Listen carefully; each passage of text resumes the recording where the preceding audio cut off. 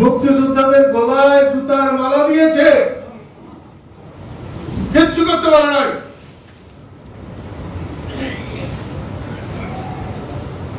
কাপড় খুলে যদি মুক্তিযোদ্ধাকে মারে, কিছু করার নাই। এতে যদি সম্মানহানি হয়, মর্যাদাহানি হয়, খারাপ লাগে, তাহলে আমি অনুরোধ করব মুক্তিযোদ্ধারা এক হোক। কাদের সিদ্দিকীরে বাঁশ দিয়ে কোনো লাভ নাই। স্বাধীনতার পর থেকে কাদের সিদ্দিকীরে বাঁশ দিতেছে, কোনো লাভ হয় নাই। কাদের সিদ্দিকীর কিছু ক্ষতি হয় নাই, ক্ষতি হয়েছে সাধারণ মুক্তিযোদ্ধাদের। মুক্তিযোদ্ধা মন্ত্রণালয় চাই আমি কি অপরাধ করেছিলাম? এটা কি অন্যায় ছিল? আমার জানা কেন মুক্তিযোদ্ধা মন্ত্রণালয় চাওয়া কি আমার অন্যায় হয়েছিল? আমার গাড়ি ভাঙলো কেন? তাহলে আমার গাড়ি ভাঙলো কেন? ভৈরবে আমার গাড়ি ভাঙলো মুক্তিযোদ্ধা মন্ত্রণালয় চাওয়ার পরে, সম্মানী ভাতা চাওয়ার পরে।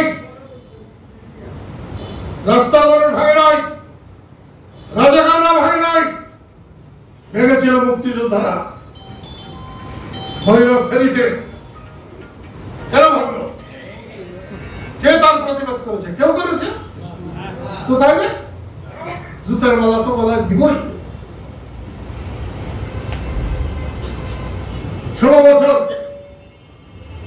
বঙ্গবন্ধুর কন্যা আওয়ামী লীগের সরকার, তারা কি একবার মুক্তিযোদ্ধারা জিজ্ঞাসা করছে ভালো মন্দ?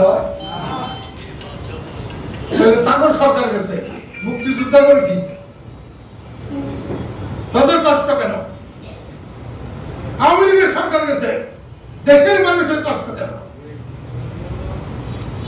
তারা যেহেতু দেশের মানুষের সঙ্গে ছিল না, সেই হেতু দেশের মানুষের কষ্ট যদি হয়, তাহলে সবার কাছে শুনতে হবে, সবাইকে ডাকতে হবে, সবার কথা মানতে হবে। তাকে মেনেছে, শুনেছে? দারোগা পুলিশ ছাড়া ওই সরকারের আর কিছু ছিল না। সেই জন্য তোমরা এসছো, আমার জীবনের শ্রেষ্ঠ পুরস্কার। যদি তোমাদের মনে হয় যে কতদিন বেঁচে থাকবো, লাভ লোক নিয়ে বেঁচে থাকবো না, সম্মান নিয়ে থাকবো, তাহলে এক থাকতে। একজন এসে বলবে এটা করো, আরেকজন এসে বলবে ওর পাশে মানুষকে দাও। মুক্তিযোদ্ধা হইলে কোন মুক্তিযোদ্ধার পাশা দিয়ে বাঁশ দিতে পারবো না।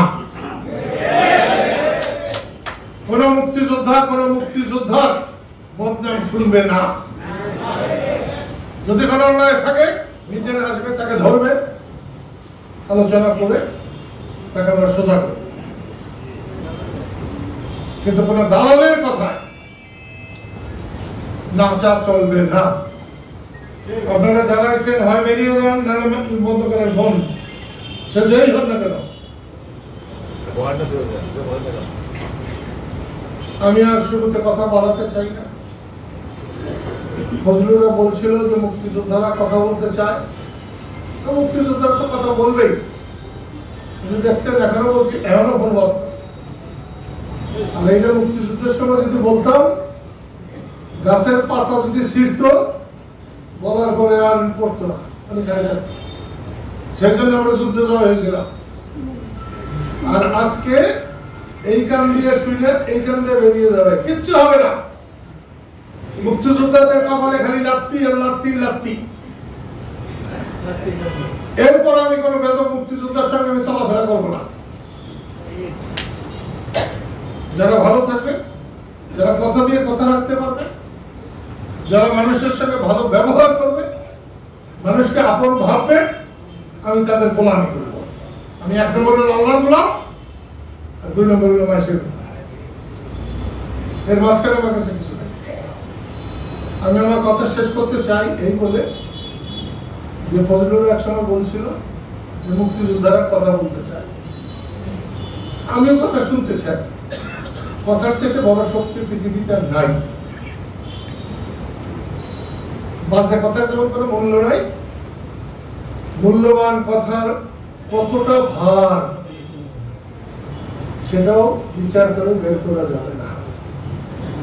যদিও সবাই কথা বলতে পারে না, তারা অনেক বড়। আমি সেজন্য সবার কথা শুনতে চাই। আমি চাই, আমরা চাই বাংলাদেশ, এটা নিয়ে কারোর সঙ্গে কোনো আপোষ হবে না। আমরা চাই মুক্তিযুদ্ধ, এ নিয়ে কোনো আপোষ নাই। আমরা চাই মুক্তিযোদ্ধা, তার নিয়ে কোনো আপোষ নাই।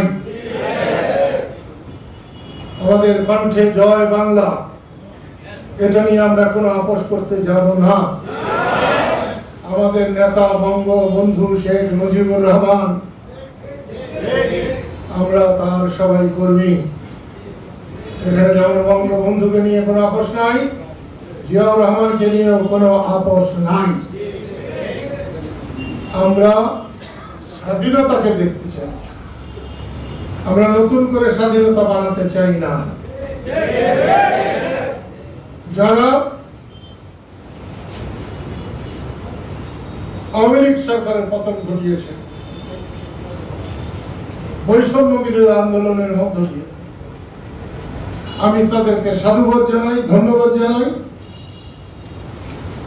অভিনন্দন জানাই। কিন্তু তারা যদি বঙ্গবন্ধুকে অস্বীকার করে, তারা যদি মুক্তিযুদ্ধকে অস্বীকার করে, তারা যদি মুক্তিযোদ্ধাদের অস্বীকার করে, অসম্মান করে, তাহলে আমরা পাকিস্তানের বিরুদ্ধে জমে